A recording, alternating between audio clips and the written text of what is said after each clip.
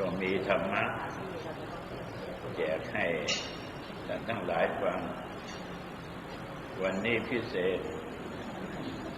ท่านอภัยท่านเป็นทั้งผู้ว่าท่านเป็นทั้งอธิบดี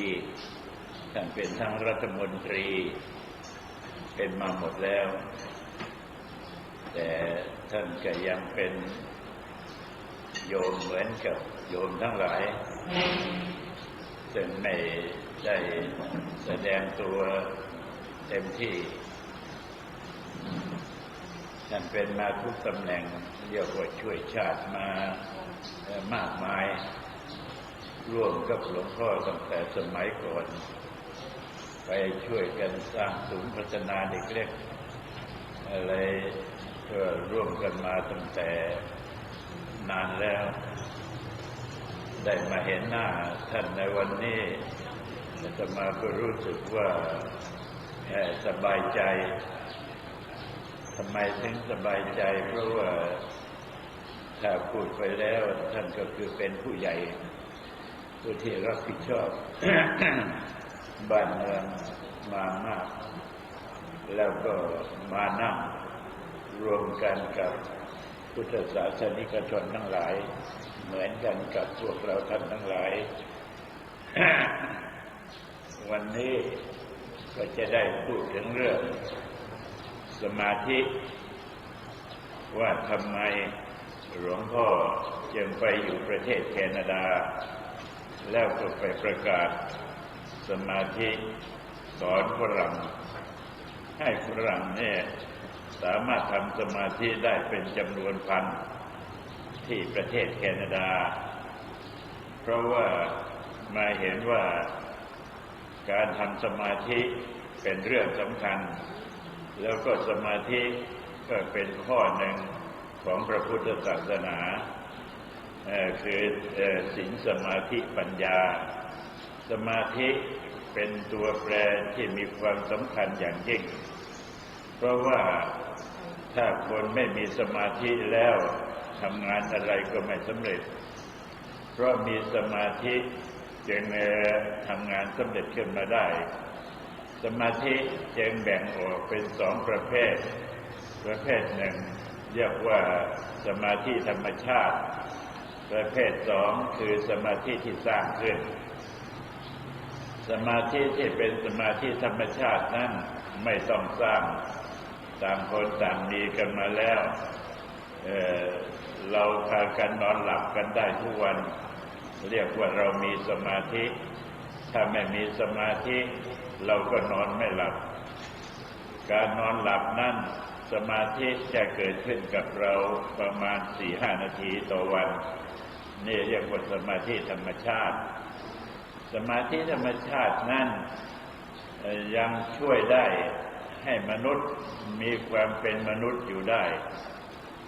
ก็เรียกว่าสมาธิธรรมชาติช่วยได้มากแต่ก็ยังไม่พอใช้เพราะว่าสมาธิธรรมชาตินั้นได้ใช้แต่เฉพาะตัวคือเฉพาะวันเมื่อทำขึ้นมาวันหนึ่งก็ใช้วันหนึ่งทำขึ้นมาวันหนึ่งก็ใช้วันหนึ่งไปจนกว่าจะจบที่ว่าทำไปทุกวันใช้ไปทุกวันนั้นก็เหมือนกันกับเราพากันนอนไม่หลับพอนอนไม่หลับเราก็ขาดสมาธิพอขาดสมาธิไปสักอาทิตย์2 อาทิตย์นี่ก็เกิดเรื่องแล้วขาดสมาธิไปนานก็อาจจะเป็นบ้าใบ้อะไรไปทำให้เสียคนเสียผู้เสียคนไปแต่ว่าเพราะสมาธิที่ธรรมชาติที่ช่วยอยู่ก็เลยมีชีวิตกันอยู่ได้ตามปกติแต่ทีนี้มีสมาธิอีกสมาธิหนึ่งเรียกว่าสมาธิที่สร้างขึ้นสมาธิที่สร้างขึ้นมานี่เป็นสมาธิพิเศษหลวงพ่ออยากจะเปรียบสมาธิสร้างขึ้นนี่เหมือนกันกับเขาพากันสร้างเขื่อนการที่ฝนตกลงมาจากท้องฟ้าสู่พื้นแผ่นดินนั้นมันก็กลับกลายเป็นแม่น้ำลำคลอง ม่น้ำลำคลองก็ได้ช่วยมนุษย์ให้ทำไร่ไถนาทำนาทำปลูกพืชพันธุ์ธัญญาหารต่างๆเลี้ยงชีวิตได้มาโดยตลอดโดยอาศัยแม่น้ำลำคลองแต่แม่น้ำลำคลองนั้น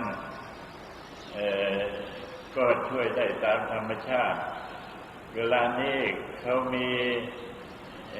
ฝีมือในการที่ทำให้เกิดไฮเทคขึ้นหมายความว่าสามารถสร้างเขื่อนขึ้นมาได้เมื่อสร้างเขื่อนขึ้นมาได้ก็ปล่อยให้น้ำออกไปป้องกันน้ำท่วมได้แล้วก็ได้น้ำที่จะเอามาใช้ในเวลาที่ต้องการเช่นอย่างเขาปล่อยน้ำเขาก็ไม่ปล่อยน้ำมาเฉยๆปล่อยน้ำมาก็กลายเป็นกระแสไฟฟ้ากระแสไฟฟ้าก็มาเป็นประโยชน์ต่อมวลมนุษยชาติอีกมากมายก่ายกองนี่เขาเรียกว่าพัฒนาจากธรรมชาติจากธรรมชาตินี้มาเป็นสู่ไฮเทคแล้วก็ทำให้เกิดประโยชน์มากมายก่ายกองเช่นเดียวกันกับการทำสมาธิที่สร้างขึ้นสมาธิก็คือการพัฒนาสมาธิธรรมชาตินี้ให้มีพลังขึ้นการทำสมาธินี่ทำเพื่ออะไรการทำสมาธินี่ก็ทำเพื่อให้ได้พลังจิตจุดประสงค์ของการทำสมาธิต้องการพลังจิตการทำสมาธิที่สร้างขึ้นนั้นก็หมายความถึงว่าเรามานั่งสมาธิเดินจงกรมจะไปเดินจงกรม30 นาทีหรือนั่งสมาธิ30 นาทีอะไรก็แล้วแต่เมื่อทำไปแต่ละครั้งละครั้งนั้นสมาธินั้นก็จะผิดพลังจิตไปเรื่อยเมื่อทำครั้งหนึ่งก็สมมติว่าได้10ทำครั้งที่2ก็ได้20ทำครั้งที่3ก็ได้30 40 50 100 1,000 10,000 ไปตลอดอย่างนี้เรียกว่าสมาธิที่สร้างขึ้นและสมาธิที่สร้างขึ้นนั้นเราก็มีกำหนดกฎเกณฑ์ว่าการทำสมาธิเพื่อให้เกิดพลังจิตเพราะการทำสมาธินั้นเป็นทางเดียวเท่านั้นที่จะสร้างพลังจิตขึ้นมาได้เหมือนกันกับเราพากันรับประทานอาหารในปัจจุบันนี้เรารับประทานอาหารเราก็รับประทานอาหารทางช่องปากในทางช่องปากนี่แหละทำให้อาหารนี่แผ่ขยายทั่วร่างกายของเราให้ชีวิตของเรามีอยู่ได้แต่ว่าต้องใส่ทางปากนะถ้าต้องใส่ทางจมูกทางหูทางอะไรแล้วก็ไม่สำเร็จก็ใส่ทางปากอย่างเดียวแล้วก็สำเร็จมีชีวิตเหมือนกันกับเราจะคิดที่จะผิดพลังจิตนี่เมื่อเราคิดที่ผิดพลังจิตนี่เราก็ต้องผิดพลังจิตจากการทำสมาธิเมื่อเราทำสมาธิขึ้นเมื่อไรเมื่อนั้นก็ทำให้เราได้พลังจิตแต่ตามปกติแล้วต้องทำเป็นการต่อเนื่องเมื่อทำเป็นการต่อเนื่องไปแล้วพลังจิตก็จะเพิ่มขึ้นเป็นพลังที่มีความแข็งแกร่งสามารถที่จะควบคุมจิตใจของเราได้คือเมื่อพลังจิตของเรามีเพียงพอแล้วก็ควบคุมจิตใจได้เมื่อควบคุมจิตใจได้แล้วความขัดแย้งมันใหญ่โตมโหฬารเพียงใดก็ตามสามารถลดระดับลงมาสู่ขีดที่ไม่เป็นอันตรายเรียกว่าลดระดับความขัดแย้งลงมาได้เป็นประโยชน์ต่อครอบครัวเป็นประโยชน์ต่อหลังจากฉันแล้วก็มีธรรมะแจกให้ท่านทั้งหลายฟังวันนี้พิเศษท่าน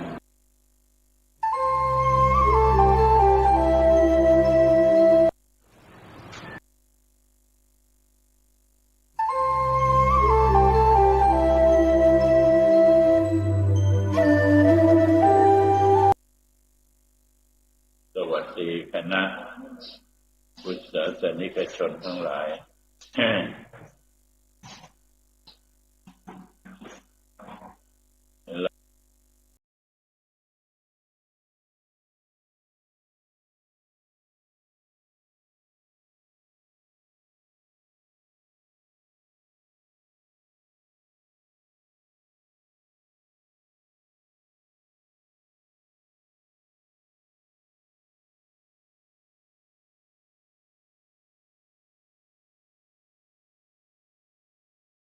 ฟังธรรมเทศนา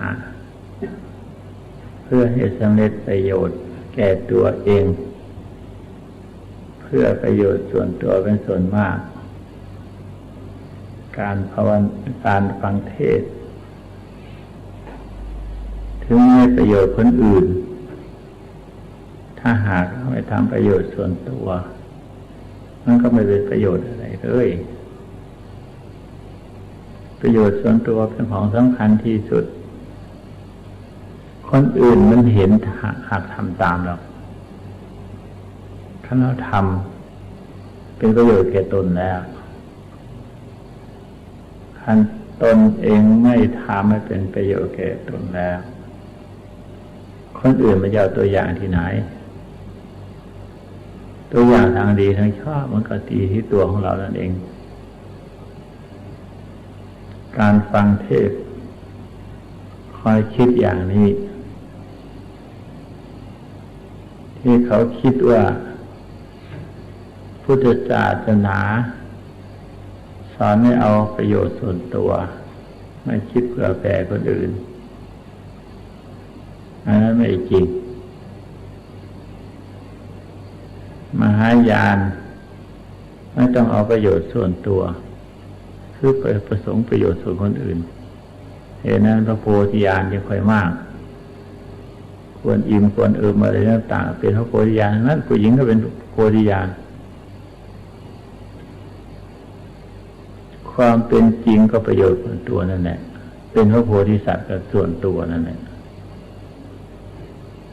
แต่ว่ามุ่งไปเพื่อประโยชน์คนอื่นพระโพธิสัตว์ก็มุ่งความตรัสรู้เนี่ยจึงไปเรียกเป็นพระโพธิสัตว์เขาถือตื้นๆถือเปลือกถือพระโพธิสัตว์เอาพระโพธิสัตว์เป็นตัวอย่างพระพุทธเจ้ามีอยู่แต่ไม่ถือสมัยเมื่อพระพุทธเจ้ายังมีพระชนอยู่หรือพระธรรมคำสอนของพระพุทธเจ้ายังมีอยู่ก็เหมือนกับตัวพระองค์เจ้ายังอยู่ทำไมยังต้องไปถือพระโพธิสัตว์การทำประโยชน์ส่วนตัวนี้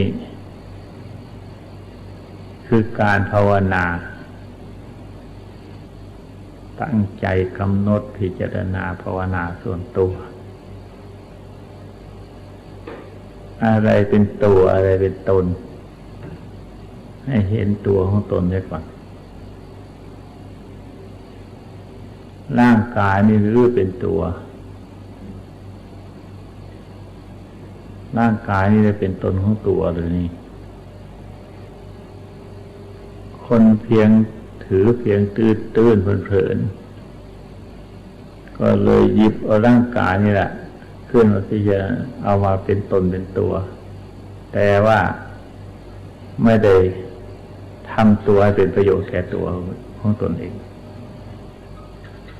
ถือร่างกายเป็นตัวแล้วก็เลยทนุถนอมบำรุงบำเรอปรนปรือให้อิ่มหนำสำราญให้อยู่เย็นเป็นสุข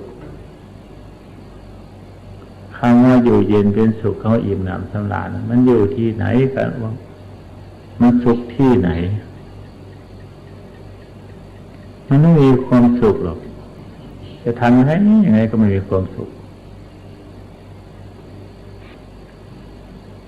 ยิ่งกินก็ยิ่งแก่ยิ่งกินก็ยิ่งเฒ่าทุกวัน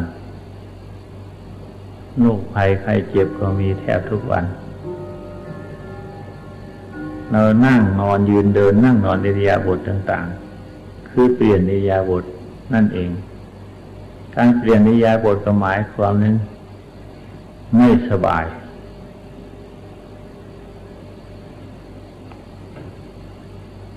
ไม่สบายมันยังค่อยเปลี่ยนอิริยาบถอิริยาบถเป็นเครื่องระงับเสียซึ่งความกังวลกระวาย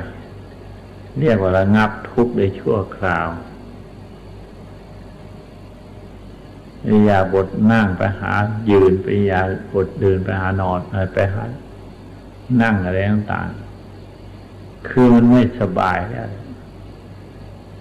มันไม่ค่อยเปลี่ยนอิริยาบถ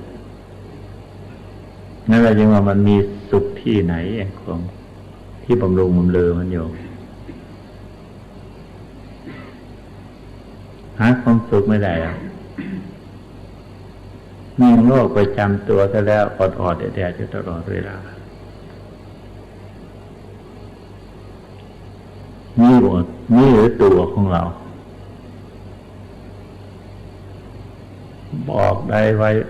ฟังกันยังชั่วหน่อยบอกไม่ได้ห้ามไม่ได้ฟังไม่ให้เจ็บมันก็เจ็บไม่ให้แก่มันก็แก่ไม่ให้ตายมันก็ตายตายทุกวัน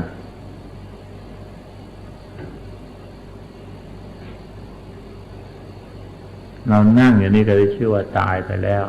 หลายนาทีเป็นหลายชั่วโมงแล้วคือความแก่นั่นเอง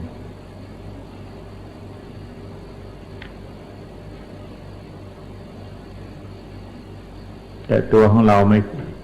ระลึกไม่ได้ไม่ประมาทอยู่ถ้าลึกความแก่ของตนอยู่เสมอกันเห็นความแก่ของตนเป็นนิดไม่มีความประมาทต้องรีบเร่งประกอบความเพียรภาวนาหรือสร้างคุณงามความดีให้เกิดมีตนนั่นแก่ก็ไปหาตายนะสิพอประมาเปรียบมันก็คนเข้าป่าตอนค่ำไปหาฟืนหรือหาไม้อะไรก็ตามเถอะเข้าป่าไปตอนค่ำรีบได้สิ่งได้ของอะไรก็รีบเก็บมาได้หลวได้ฟืนอะไรก็รีบเก็บมาเสียพอได้ใช้ได้สอยมันกลัวจะมืดกลัวจะค่ำอันนั้นก็ยังท่านก็ยังว่าท่านเรียกว่าเป็นผู้ไม่ประมาทไฟไหม้ผมของคนเรานะไฟไหม้ศีรษะนะต้องรีบดับไม่มีใครที่ปล่อยให้มันไหม้ตลอดเวลาหรอกรีบกลับรีบดับเลยท่านเห็นชีวิตของตนเปรียบเหมือนกับไฟไหม้ผมขยันหมั่นเพียรประกอบความเพียรภาวนาหรือรักษาศีลเป็นนิจอันนี้การที่ว่าตนน่ะมันไม่ใช่ตัวของเราเขาหากเกิดขึ้นมาแล้วก็หากแก่หากเจ็บชราในผลที่สุดก็ดับสลายไปเป็นเรื่องของสังขารไม่ใช่ตัวของเราเรามาถือก็ต่างหากนั่นมันยึดว่าของกูต่างหากแต่ที่จริงไม่ใช่ของกูมันพูดว่าของกูนั่นเราไปยึดเอาว่าตัวว่าตนว่าของกูนั่นในทางว่าแตกดับมันก็ไม่เห็นว่าของกูเวลาแตกดับก็จะหมดเรื่องหมดผู้ว่าของกูหมดซ้ำไม่ทราบหายไปไหนนี่จึงว่าไม่ใช่ของเราการพิจารณาเห็นที่ไม่ใช่ของเรานั้นมันเป็นประโยชน์แก่เราจริงคนอื่นเห็นตัวของเราเช่นนั้นย่อมก็ทำตาม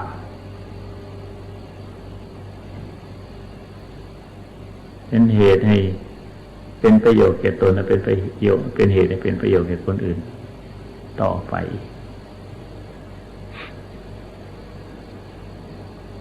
จึงควรพิจารณาอยู่เป็นนิจ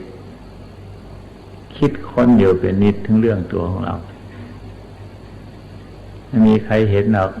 เราเห็นตัวของเราเองไม่มีใครคิดค้นหรอกมีตัวของเราเนี่ยคิดค้นเองตัวของเราเป็นคนยึดค้นถือตัวของเราก็ต้องเป็นคนละสิอันนี้มีแต่ยึดแต่ถือไม่มีการละสักทีมันก็แย่เลยทีแบบนั้น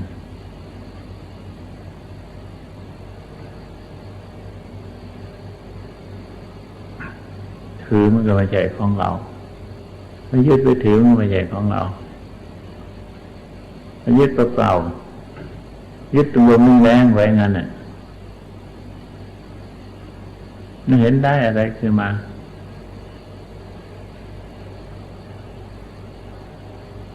เพียงแต่เราอยู่ชั่วคราวอาศัยชั่วคราว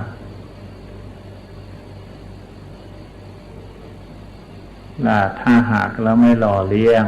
ร่างกายอันนี้มันก็อยู่ไม่ได้มันพลันที่จะเสื่อมสูญชิบหายไปคือตายอย่างนั้นหล่อเลี้ยงไว้แต่อย่าไปหล่อเลี้ยงอย่างเดียวนะหล่อเลี้ยงมันอย่างเดียวแล้วไม่ได้มันเพลินเพลิดเพลินมัวเมาทำให้เราลืมตัวหล่อเลี้ยงเราเห็นคุณค่าของการที่มันอยู่นั้นที่มันอยู่ได้ชั่ววันหนึ่งนะเห็นคุณค่าของมันเห็นประโยชน์ของมันเมื่อมาทำประโยชน์ให้แก่เราแล้วรีบเร่งหาคุณงามความดีใช่อาตมายังเคยพูดอยู่เสมอว่าเลี้ยงมันน่ะคือว่าเลี้ยงมันให้อยู่นะเรียกว่าให้เลี้ยงมันให้อยู่ชั่วคราวหล่อเลี้ยงมันอยู่ชั่วคราว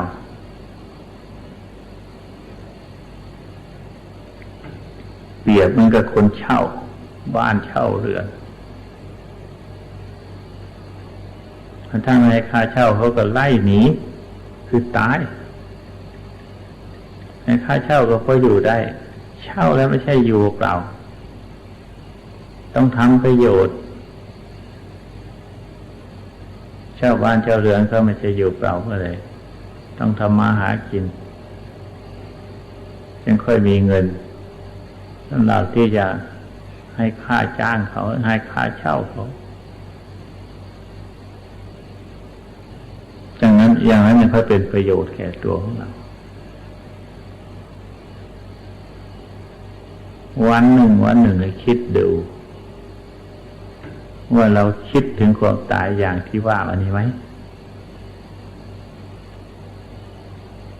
อย่าให้ล่วงเลยเสียเปล่าไปให้คิดถึงความตายที่อย่างที่ว่านี่เนี่ย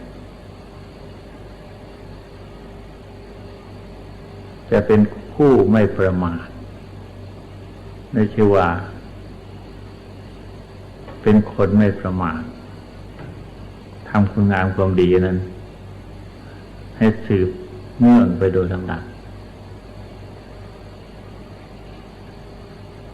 เทศนาแล้วก็เทศเถิดลงมาสู่ความตายเดียวใครจะทำอะไรก็ทำมาเถอะลงมาสู่ความตายแล้วก็หมดเรื่องนั้นไปถ้ายังไม่เห็นความตายตราบใดแล้วภาวนาก็ไม่เป็นถ้าลงสู่ความตายแล้วภาวนาลงเลยมันตายแล้วมันได้อะไรไปคุณงามความดีที่เราทำนั่นนะเป็นของติดตัวของเราไปสมบัติเข้าของทั้งหมดกองทิ้งอยู่ในโลกอันนี้ทิ้งอยู่ในโลกอันนี้มันก็ชิบหายไปเหมือนกันอย่างเขาทำที่ดินไร่นาสะโทกว้างขวางมากมายสมบัติพระสถานที่เขาหามาได้มากมายเราตายแล้วทิ้งไว้นี่แหละ มันจะไปไหนคนที่มันรับมรดกต่อไปหรือคนมันรับทอดต่อเราไปนั่นมันก็จะต้องทิ้งเอาเหมือนกันในผลที่สุดก็ต้องทิ้งหมดไม่เห็นมือใกล้นาคาโถที่กว้างขวางมันเป็นของใครมันกี่คนมาแล้วแต่ก่อนโบราณมันไล่นาอยู่ตามป่าตามดงมันเป็นไล่เป็นสวนอยู่นั่นนะเจ้าของไปไหนหมดมันก็เหมือนกับที่ว่านี่เองทิ้งหมดคนก็ไม่มีตัวทำที่ถามผู้ทำก็ไม่มีตัวทำวัตถุโบราณสิ่งที่เป็นสิ่งก่อสร้างที่เป็นฐานวัตถุธาตุพนมมันนั่นคนโบราณสร้างแต่ก่อนเก่ามันไปได้หมดแต่พวกสร้างมันนั้นนครปฐมนครศรีธรรมราชสร้างไว้ใหญ่โตมันไปได้หมดพวกมันนั้นอันพวกที่เดี๋ยวนี้สร้างอยู่เดี๋ยวนี้ก็เหมือนกันนะมันก็จะเหมือนกับพวกนั้นเนี่ยจึงมาเป็นของไม่เที่ยงเป็นของไม่ใช่ของเรา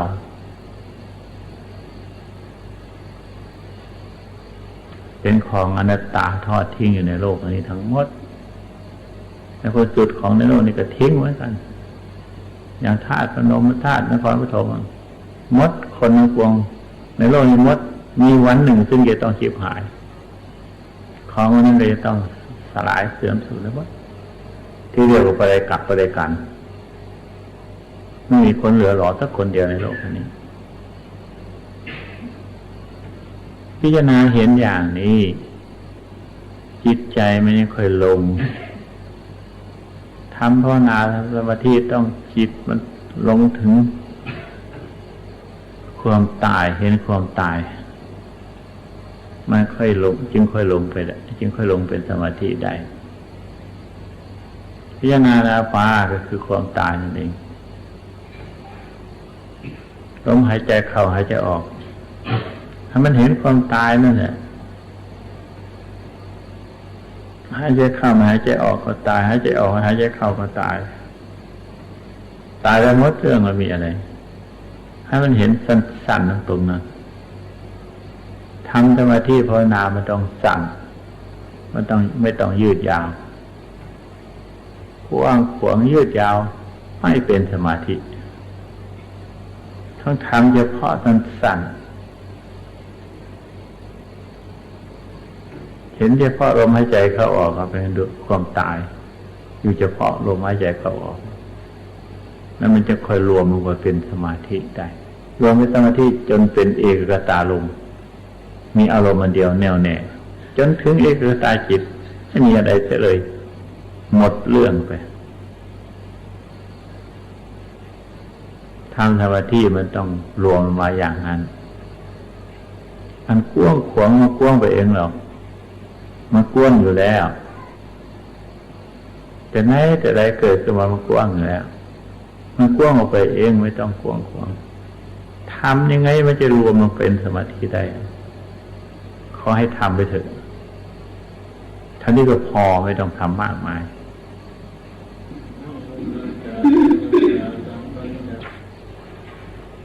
หัดตายกันหัดตายมันจะมีชำนาญอย่างที่อธิบายมาแล้วหัดตายคือความสละปล่อยวางจนไม่มีอะไรเหลือยังเหลือแต่จิตร่างกายนั้นไม่ใช่ของเรายังเหลือแต่จิตจิตก็ไม่ใช่ของเราจิตก็เป็นของกลับกรอกวันไหวไปมาได้คือสละหมดสละหมดแล้วยังเหลืออะไรอันผู้เหลือผู้ที่ว่าสละที่ว่ามันหมดนั่นน่ะมันยังมีอยู่อันผู้นั้นมันยังมีอยู่มันยังไม่ทันหมด นั่นคำว่าหมดก็หมดในที่นี้คำว่าตายในที่นี้ตายไปหมดทุกสิ่งทุกส่วนที่ของภายนอกฝันไหวไปไม้นี่เรียกว่าตาย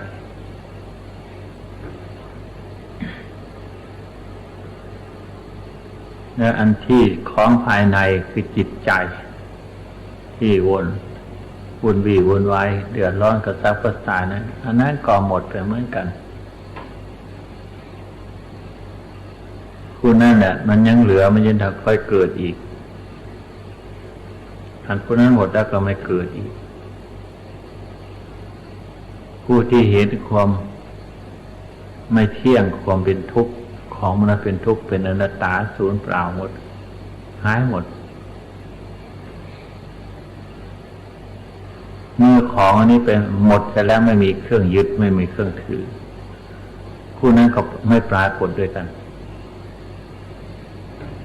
มันผู้ไปรู้ไปเห็นแล้วก็ไม่ปรากฏเหมือนกัน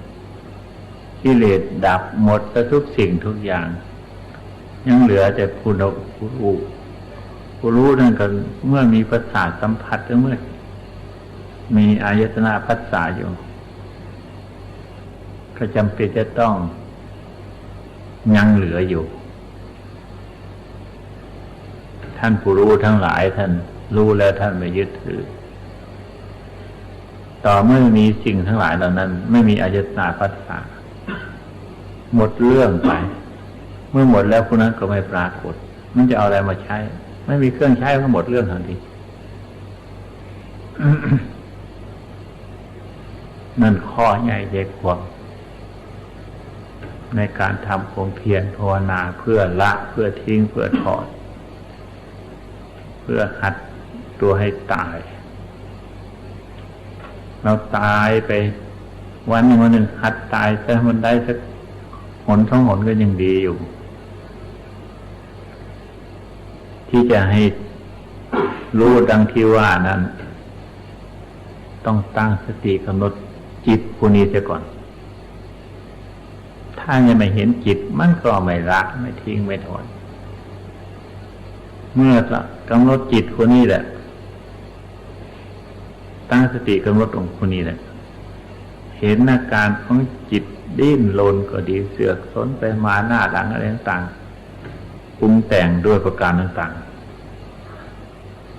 ๆเห็นอาการของจิตเห็นอาการอย่างนี้แหละเรียกว่าเราเห็นโทษทุกข์ของมันเห็นโทษทุกข์ของจิตแล้วก็เบื่อหน่ายในการเบื่อหน่ายก็ไม่ทราบจะไปทิ้งไหนมันก็เหมือนร่างกายนี่แหละเบื่อหน่ายเห็นโทษทุกข์อันนี้ก็ไม่ทราบจะไปทิ้งไหนก็จำเป็นต้องรักษาพยุงพยายามรักษาไปพอได้อาศัยวันหนึ่งอย่าให้ค่าจ้างกันไปค่าจ้างวันหนึ่งมันหมดมุมากน้อยเท่าไหร่นับไม่ถ้วนไม่ว่าคนมีคนจนจำเป็นต้องหาค่าจ้างมันทั้งหมดอาหารการกินอุดมทุกสิ่งทุกอย่างเป็นเรียกว่าปัจจัยชาติทั้งสี่เถอะเรื่องเครื่องจ้างของมันเนี่ยมันอยู่ได้ถ้ามันอยู่ได้แล้วก็มาพิจารณานั่นแหละสินั้นสิ่งที่ค่าจ้างมันที่หมดเปลืองไปนั้นเมื่อเข้าใจอย่างนี้แล้วจังจิตจึงเป็นผู้คิดผู้นึกผู้ส่งผู้สายไปตามอาการทั้งหลายนั้นคราวนี้เหลือแต่ผู้จิตทิ้งของวันนั้นไม่ใช่ของเราทั้งหมดเพียงแต่ค่าจ้างชั่วครั้งชั่วคราวบ้านเรือนมันไม่ได้ใช่ของเราจ้างเขาอยู่อันจิตใจนี่ก็เหมือนกันยังได้อาศัยใช้มันไปชั่วครั้งชั่วคราวเพราะมีอายตนะผัสสะอยู่เมื่ออายตนะผัสสะดับแล้ว ไม่มีอะไรเป็นเครื่องจ้างผู้อยู่ก็เลยหมดเรื่องจะว่าดับก็ไม่ใช่จะว่าตายก็ไม่ใช่จะว่าไม่ดับก็ไม่ใช่เพราะไม่มีเครื่องวัดไม่มีเครื่องรู้ไม่มีเครื่องอยู่เราอยู่ทุกวันนี้เพราะมีเครื่องอยู่ยังก็อยู่ได้ให้เห็นตัวจิตนั่นแหละกำหนดให้เห็นตัวจิตนั่นแหละถ้าเมื่อกำหนดให้เห็นตัวจิตวางจิตนั่นแล้วมันก็อยู่เฉยมันพูดเฉยนะมันยังมีอยู่รู้เฉยนะมีอยู่ไม่คิดไม่นึกแต่มีความรู้สึกอยู่ต่างหากเข้ามาจึงว่าเข้าถึงเสมอให้มันตายอยู่ทุกวันพิจารณาความตายของตนให้มาเข้าถึงความตายนั่นแหละความรู้อะไรต่างๆที่มันรู้ออกไปมันรู้ไปตามจิตนั่นแหละจิตที่มันคิดนึกที่มันประสาทนั่นแหละมากมายหลงหลายออกไปนั่นก็เพราะความรู้นั่นแหละที่มันส่งออกไปนะแต่ว่าส่งออกไปด้วยความรู้เท่าด้วยความรู้จริงของมันพูดในตอนนี้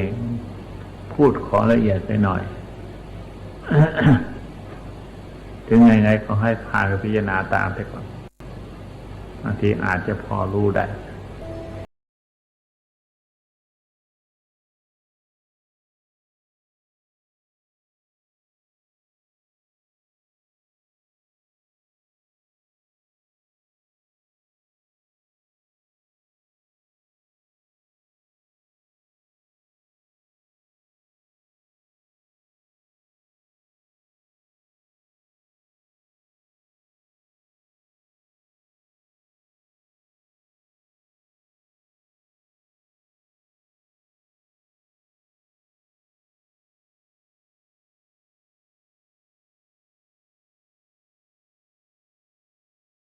ได้มารวมกันพร้อมเพียงสามัคคีกันให้เป็นประโยชน์คือวันเวลากำหนดเดือน4 เดือน แต่กว่าที่จะถึงมาฆะปีหนึ่งก็มีหนเดียวเท่านั้นแหละวิสาขะก็หนเดียวอาสาฬหะก็หนเดียวเรียกว่าแต่ละรอบนี้ยังค่อยมีที่หนึ่งการที่มาเวียนเทียนพร้อมกันระลึกถึงคุณพระพุทธพระธรรมพระสงฆ์ น่าว่าเป็นการดีมากถ้าหากว่าไม่มีวันไม่มีกำหนดกฎเกณฑ์ไว้อย่างนั้นเสียแล้วผู้ที่ประมาทก็จะละเลิงลืมตัวไปไม่ทราบว่าวันไหนเป็นวันไหนอะไรกันต่าง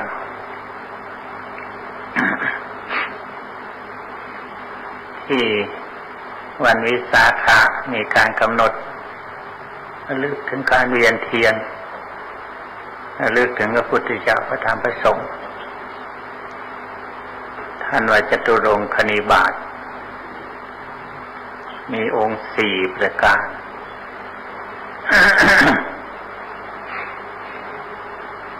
ภิกษุที่มารวมกันนั้นโดยการที่ไม่มีใครนิมนต์เชื้อเชิญเลยมาพร้อมกันในกัลลันตกนิวาสสถานคือที่พระเจ้าแผ่นดินที่พระเจ้าแผ่นดินประทานเลี้ยงเหยื่อแก่กระแตท่านว่างั้น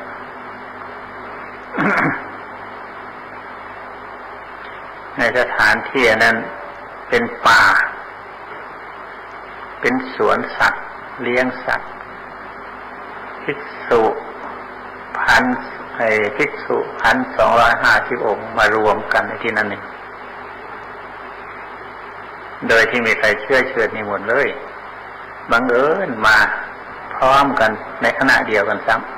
ำไม่ทราบว่าอยู่ที่ไหนทางไหนนั่นเป็นองค์อันหนึ่งองค์ที่สองก็คือภิกษุเหล่านั้นล้วนแต่พระกินาศพ บวชเองภิกษุด้วยกันทั้งนั้นองค์ที่สามก็คือว่าวันนั้นเป็นวันมาฆปุณมีพระจันทร์เต็มดวงมาฆก็คือเดือนสามนั่นเองนั่นเป็นองค์อันหนึ่งองค์ที่สี่ก็คือว่าพระพุทธเจ้าทรงแสดงโอวาทปาติโมกข์ในที่ประชุมสงฆ์มีสี่องค์ด้วยกันในศาสนาพระพุทธเจ้าของเรามีการประชุมครั้งเดียวเท่านั้นบางพระองค์ศาสนาของพระพุทธเจ้าบางองค์มีประชุม2 ครั้งก็มี แต่3 ครั้งไม่ค่อยจะเห็นแต่พระพุทธเจ้าของเราประชุมมีครั้งเดียวคิดไหมว่าพวกเรากำลังคิดไหมในสมัยที่พระพุทธเจ้ายังทรงประชนอยู่นั้น 5,250 องค์มาประชุมกันทีเดียวเป็นของอัศจรรย์ไม่ใช่น้อย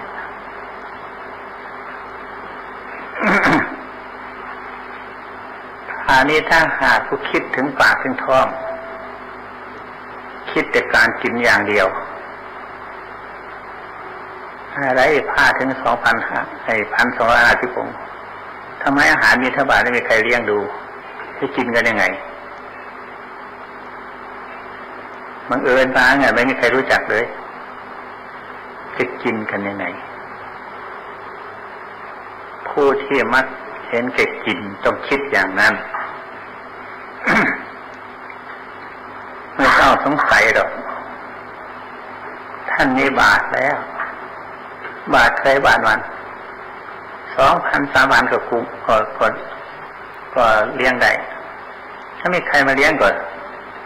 ด้วยฉันบาทใครบาทเรื่องอาหารการบริโภคทุกอย่างจะเป็นอาจารย์อะไรในเมืองราชคฤห์ซึ่งเป็นเมืองใหญ่เมืองโตแต่วิทบาททุกๆองค์บาทใครบาทนั้นก็แล้วไม่ต้องเป็นห่วง แต่เป็นของอัศจรรย์ที่ว่ามาพร้อมกันในขณะวันเดียวกันในเวลาเดียวกัน 2,500 องค์นั้นเป็นของอัศจรรย์มากมันมีผู้คิดถึงปากถึงท้องต้องคิดในแนวนั้นไม่ต้องเป็นห่วงกับท่านเป็นบุรุษอาชาไนยได้ทรมานมาแล้วอดทนทุกอย่างท่านอดทนมาแล้วทุกอย่างทุกประการถ้าหาผู้คิดถึงที่อยู่ที่นอนที่รับที่นอนก็อีกเหมือนกัน ท่านจะนอนยังไงกุฏิใครจะรับรองพระรามใครจะเลี้ยงใครจะรับรองเขาจะทำมาให้ไม่มีทั้งนั้นอันนั้นก็ไม่ต้องลำบากอีกนอนดินกินทรายท่านนอนได้ทั้งนั้นมีกรดมีมุ้งแล้วก็แล้วกันยิ่งพระสมัยนั้นให้ปรากฏถึงเรื่องกรดมุ้งเรื่องมุ้งเสียด้วยนอนใต้ร่มไผ่สบายใจเลยท่านเป็นผู้รุษอัศนัยฝึกหัดดีแล้วนอนได้นอนได้ท่านสบายก็นอนกุฏิไม่ห่วงไปกังวลหนีได้ก็แล้วกันไปเรานอนกุฏินะสิเป็นห่วงเป็นกังวล อย่าเก็บสิ่งของพัดกวดเครื่องอุปกรณ์ใช้สอยนะต้องเลี้ยงต้องเก็บต้องรักษา เพราะนั้นไม่ต้องมีอะไรทั้งหมดนอนตื่นขึ้นมาลุกไปกับไปเลยพระท่านอุปมาเปรียบเหมือนกับนกมีปีกมีหางสวมไว้ใส่แล้วก็ไปเลยไม่มีการเกี่ยวข้องเรื่องการเกี่ยวข้องเล็กๆน้อยๆท่านไม่มีท่านยังภาวนาจึงรวมลงไปได้ถ้าหากเรามีพวกเราถ้ามีการเกี่ยวข้องเล็กน้อยก็ลองดูเถอะภาวนาไม่เป็นหรอกอันนั้นท่านไม่มีการเกี่ยวข้องเลยจึงไม่ต้องเป็นห่วงเรื่องที่หลับที่นอน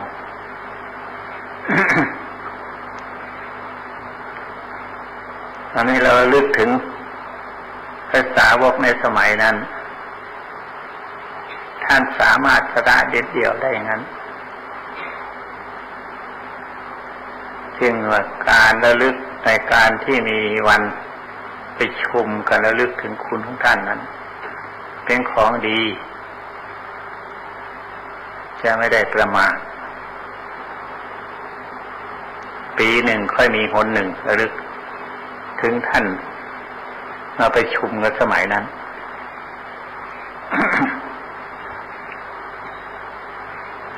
แล้วคราวนี้ว่าถึงที่ดีนะมันดีอย่างนั้นเนี่ยระลึกถึงท่านมันดีอย่างนั้นเนี่ยท่านว่าถึงเรื่องที่ไม่ดีแล้วคราวนี้วันหนึ่งวันคืนเดือนล่วงไปครบรอบปียังค่อยได้ทำมาฆะมารวมกันคนหนึ่งอันที่ไม่ดีมันมีอยู่คือมันหมดไปชีวิตของเราหมดเปลืองไป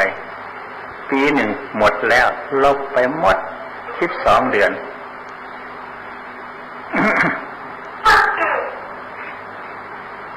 มีแต่ลบไม่มีบวกตั้งแต่วันแต่คืนปีเดือนไปแล้วลบไปหมดการบวกไม่มีชีวิตของคนเราเมื่อมาคิดถึงเรื่องเหล่านี้แล้วก็เป็นน่าเสียดายชีวิตของเราที่ล่วงเลยไปถึงปียังใครมาระลึกถึงพระพุทธธรรมพระพุทธธรรมพระสงฆ์คนหนึ่งอันในว่างนั้นไม่มีการระลึกถึงเลย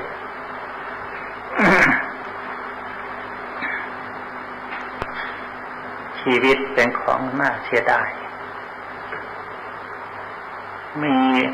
ชีวิตที่หมดไปนั้นเรานับได้ชีวิตที่ยังเหลือไม่มีกำหนดได้ว่ายังเหลือเท่าไหร่ไม่มีเครื่องหมาย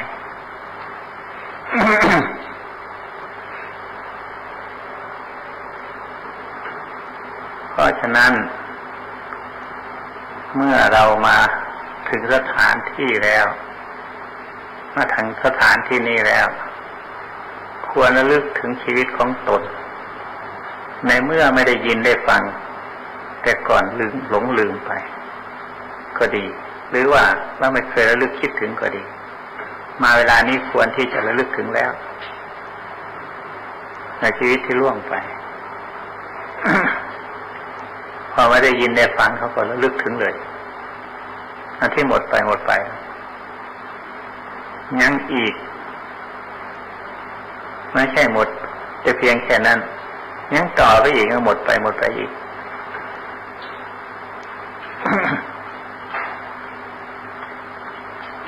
เขากำหนดวันเวลานั้นเรียกว่าวันเวลาชั่วโมงเป็นวันเป็นคืนเป็นเดือนเป็นปีไปมันดีเหมือนกันเพื่อจะได้รู้จักว่าชีวิตของเราหมดไปเท่านั้นหมดวันหมดคืนหมดปีหมดเดือนไปอันนั้นเรียกว่ามันดีตรงนั้นถ้าหากผู้ประมาทจะแล้วหมดเรื่องไม่รู้ถึงชีวิตของตนเลยจ แต่ผู้ไม่ประมาทราคานี้เห็นชีวิตของตนเป็นของน้อยนิดเดียว ในวันหนึ่งหมดไปรีบเร่งทำคุณงามความดีตายไปแล้วไม่ได้ทำอะไรหรอกตายไปแล้วไม่ได้ทำอย่างนี้หรอกชีวิตนี่แหละเป็นเครื่องสอนให้เราทำดีทำชอบ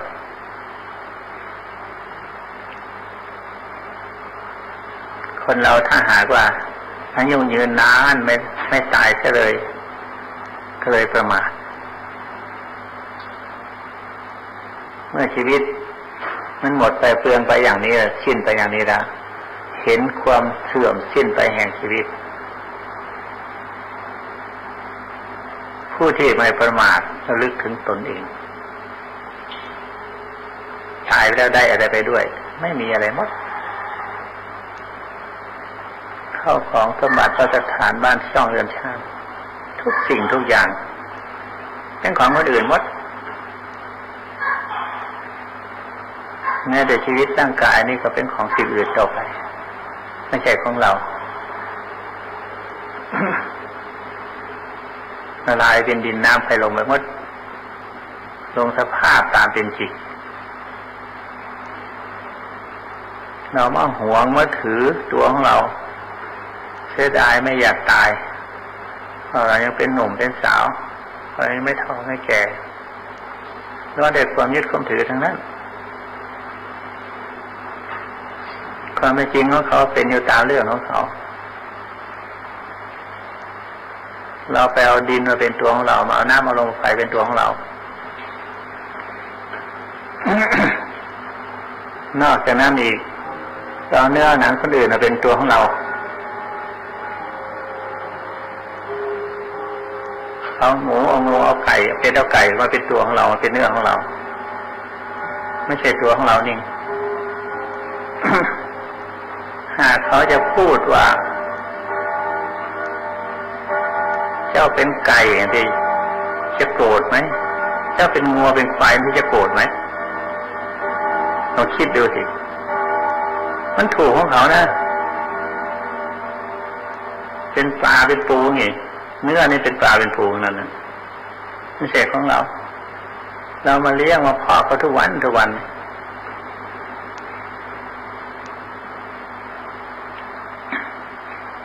พ่อก็ไม่ได้เลย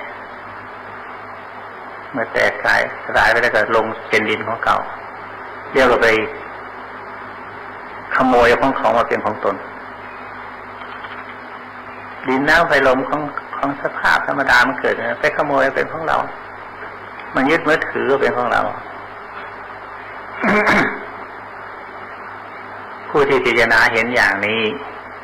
ย่อมเป็นผู้ประมาทชีวิตเสื่อมไปย่อมเป็นผู้ไม่ประมาท พยายามรีบเร่งทำคุณงามความดีเป็นกำไรของชีวิตของเราเราเกิดเพื่อไม่เสียเปล่าเสียประโยชน์จากให้เกิดมาไม่เชื่อว่าได้กำไรจากชีวิตนั้นเอาละเทศนาเท่านั้นจิตตังวจิตตังตุหังคิปะเมวะสมิจตุสัพเพปุเรนตุสังกปาจันโทปนรโสยถาวิโสทิรโสยถา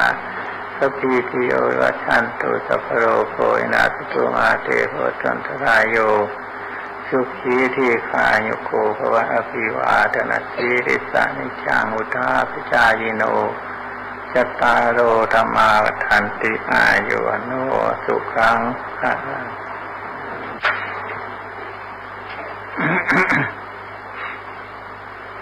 อยากจะอธิบายให้ฟังถึงเรื่องหลักของการปฏิบัติถ้าปฏิบัติไม่มีหลักจะปฏิบัติไปสักเท่าไรก็จับหลักไม่ได้แล้วก็เขวเหมือนกันนะ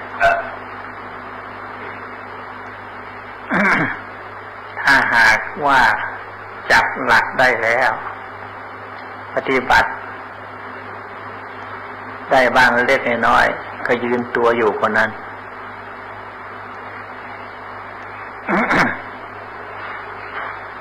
หลักปฏิบัติในที่นี้เบื้องต้นในการที่หัดสมาธิคือว่าบริกรรมอะไรก็เอาเถอะไม่เลือกหรอกบริกรรมอันนั้นแต่ว่าให้รู้จักบริกรรมผู้บริกรรมนั่นน่ะให้รู้จักผู้นั้นน่ะคือว่าพุทโธก็ดี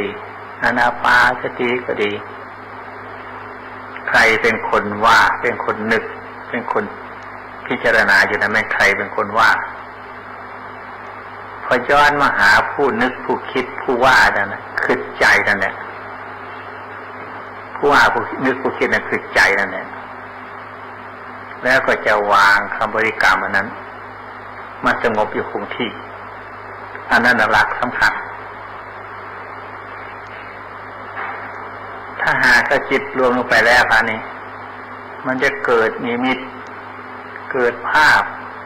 เกิดแสงสว่างเกิดอะไรก็ตามเถอะถ้าหากจิตส่งไปตามแสงสว่างนั้นตามภาพตามนิมิตนั้นเรียกว่าส่งใน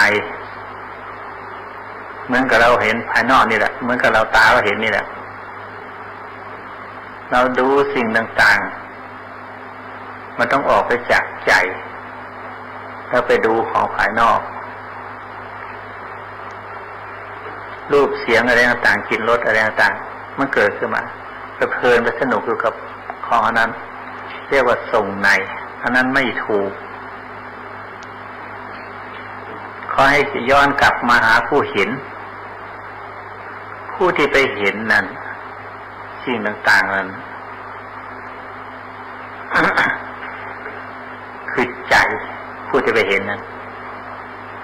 จับเอาผู้นี้เราอย่าไปเอาผู้นั้นอย่าไปเอาสิ่งที่เห็นนั้นจับผู้นี้ผู้นั้นก็หายไปแต่โดยส่วนมากมันชอบคนชอบนะเห็นสิ่งต่างๆที่ชอบเพลินหลงไปหลงตามสิ่งนั้นสิ่งรูปเสียงเวลาที่เห็นต่างๆนั้นถ้าผู้นี้ไม่มีแล้วมันก็หายหมดของคนนั้นหายแล้วจับไม่ได้ก็มีหลักจับไม่ได้เหตุนั้นอย่าไปจับเอาของภายนอกให้กำหนดเอาผู้นี้แหละผู้ที่ใจนี่แหละผู้ที่ใจเลย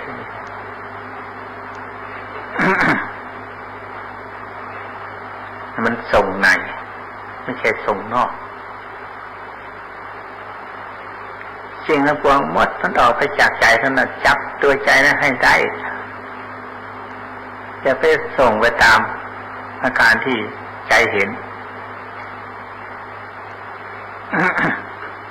เมื่อจับใจได้แล้วนั้นอีกอย่างหนึ่งที่ใจไปเห็นนั้นจับใจได้แล้วนะไม่ต้องส่งไปภายนอกก็เห็นแต่ว่ามันไม่ได้ส่งไปอันนั้นอีกอย่างหนึ่งส่งไปก็เห็นก็รู้จักว่าเห็นแต่ว่าไม่หลงไปไม่หลงไปตามจับคนนี้ได้ให้มั่นคงมัดแน่นหนาอยู่แต่มันเห็นเนี่ยสิ่งที่เห็นก็ต้องเห็นนั่นก็ใจน่ะไปเห็นก็ดีแต่ว่าไม่ส่งไปตามอันนั้นเรียกว่าคงที่อยู่เห็นก็สักแต่ว่าเห็นท่านกำลังติดตามรับฟังสถานีวิทยุกระจายเสียงพระพุทธศาสนาแห่งชาติและสังคมคลื่นเพื่อการศึกษาพระพุทธศาสนาและวัฒนธรรมระบบ FM 104.5 เมกะเฮิรตซ์รายการต่อไปเป็นรายการศึกษาธรรมนำสุขดำเนินรายการโดยพันเอกตนะเดชะ